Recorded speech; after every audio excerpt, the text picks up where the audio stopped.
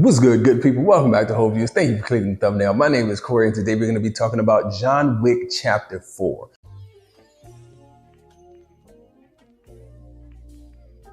So I just got a chance to watch John Wick. It's been out for a week, so I figured this is the time for me to go full spoilers. And I'm going to do the movie review like I normally do. Movie reviews, kind of old school at this point. I'm going to go down through each category, talk about the things that I found to be impressive, some of the things that I kind of can criticize, nitpick at.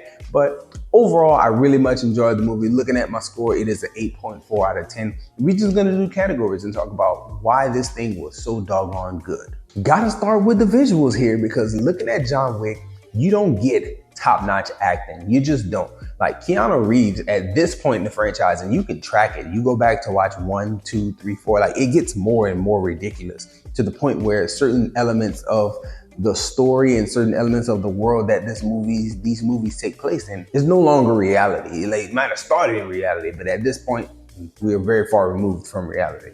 So we don't go in here looking for great acting.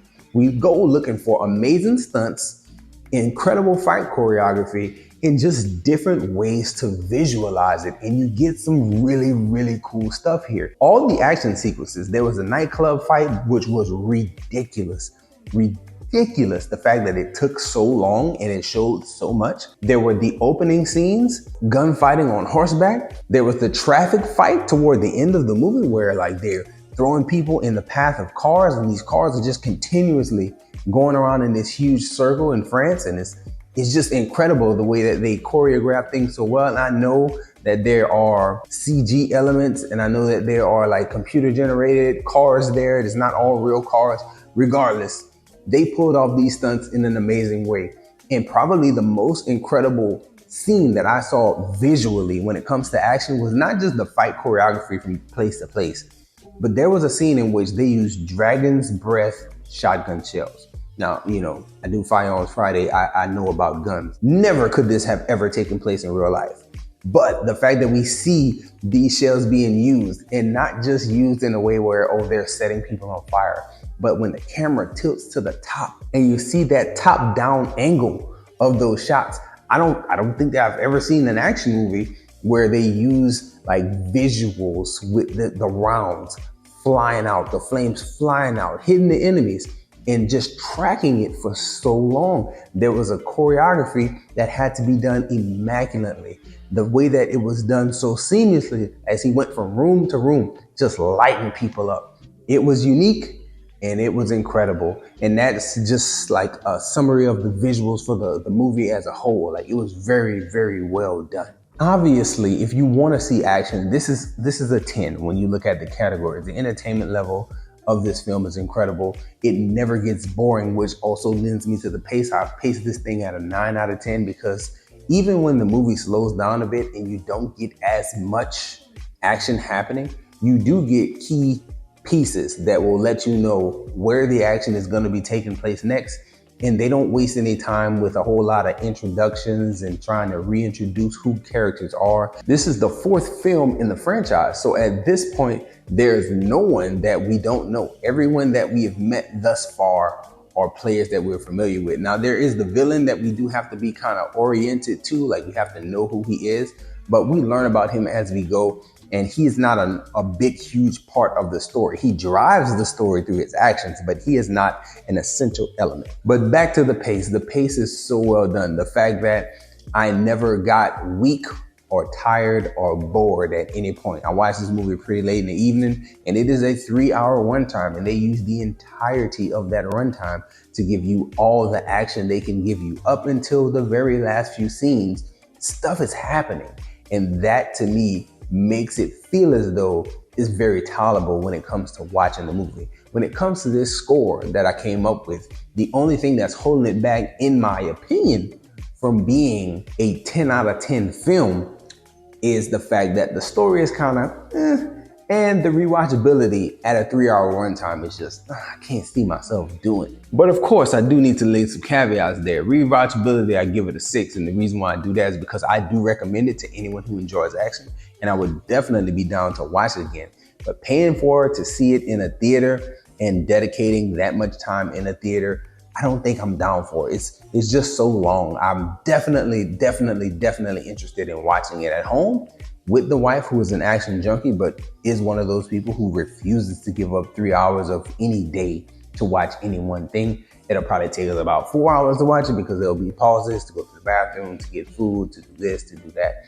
But I'm sure she will be entertained throughout watching the movie. It's just that massive runtime. And as you watch it, this is a story element here, talking about the story being a 7 out of 10. There's parts of the story that you can kind of just cut. The whole idea of John Wick having to kind of fight his way back or earn his way back into the family, and he goes on this nightclub mission with the character of Klaus. It's crazy that that nightclub scene happened the way it happened. If you're watching and you remember the way it broke down, like, he killed so many people, but only toward the second half of that fight do you see the actual crowd start to react to the fact that he is chopping people up, that he is shooting people, that he is murdering people right there in front of him. Like, so much of the fight happened where people were being injured and beat and drugged through a crowd, and the people just kept dancing. Is one of the most awkward things that I've seen. The fact that he had to do all that, though, you could probably cut all that and you could still have 20, 30 minutes off of the runtime if you take all that stuff and just remove it from the film. There's another way, I'm sure, that you could have John Wick earn his way back into the family, or just like abbreviate that scene. There's no reason for that to be that long, but this is not a complaint. It was stellar. It's just, I could see you doing without it. When talking story about John Wick Chapter 4, another thought that I have is about the way that, yeah, I said not all the characters need this huge introduction. Shamier Anderson, I really liked his Mr. Nobody character in this John Wick movie, but we learned nothing about him. Me and the producer, my homeboy, were talking, and we was like, this is probably the best way to introduce a character who might be involved in the spinoffs. And I can think of a few ways in my head as to how he could be playing a role in the universe that is the John Wick franchise of films now. And I think it would be really interesting to give his backstory somewhere else and have it some type of way connected to what we saw here. That would be great. I think it would be a missed opportunity if they don't do that. But even if they don't do that, it was still just cool to have his character there and have him really play both sides of the fence throughout, like, the film. Like, he wanted that bounty and he wanted it at a certain number, but at the same time, he found certain characters to be detestable, mainly the main villain and the way he operated, because Bill Skarsgard's villain here was very, very unlikable. He was really a person that was annoying, and the arrogance was so high. The pompous that he put on for this role was great. I really enjoyed it. I thought that he was a good villain, not too much to kind of take away from John Wick or to outact Keanu Reeves or anything like that. He did just enough to be hated, and I didn't like him, and I cherished the moments when he got taken out, because it was his arrogance that undid him, and I thought that was very fitting. But back to the movie, and overall, I really think that it was done well. It serves as an ending to the John Wick story, but it also leaves the door open for more from John Wick in that world. The way that they go after the Kane character toward the end, in the end credit. If you're one of the people who walked out, sad face for you, because you missed an opportunity to see a little cool scene that I guessed would be the cool scene at the end. You could see in the moment she wanted to get him.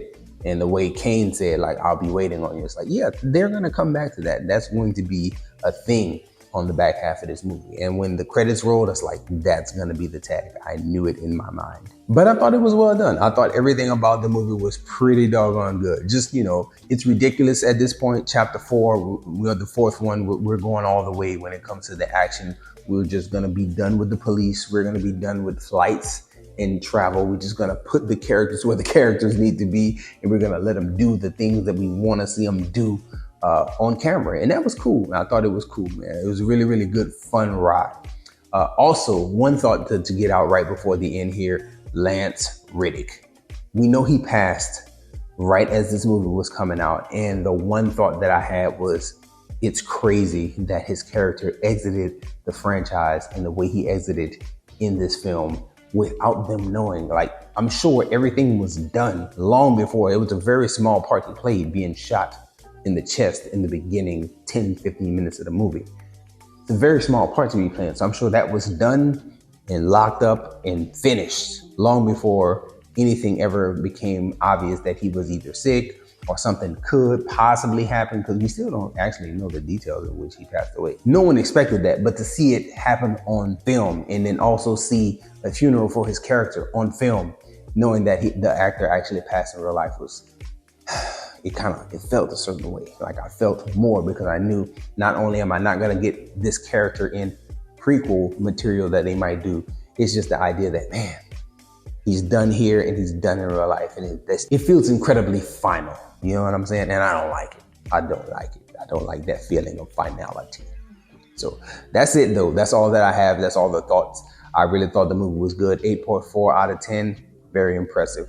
But let me know your thoughts, and what did you think about the action that we saw in John Wick Chapter 4? Do you think that Keanu comes back and does like cameos to connect this franchise and make it into a universe where you got the nobody character, and you got, I think, Anna de Armas is signed up for the ballerina, which is going to be connected. How are they going to weave all that? Is Keanu going to be the part to make all that stuff happen? You know what I'm talking about? I'm just doing things with my hands at this point. But that's it. That's it, y'all. Enjoy yourself, guard your heart, and go watch something good. I started doing stuff with my hands.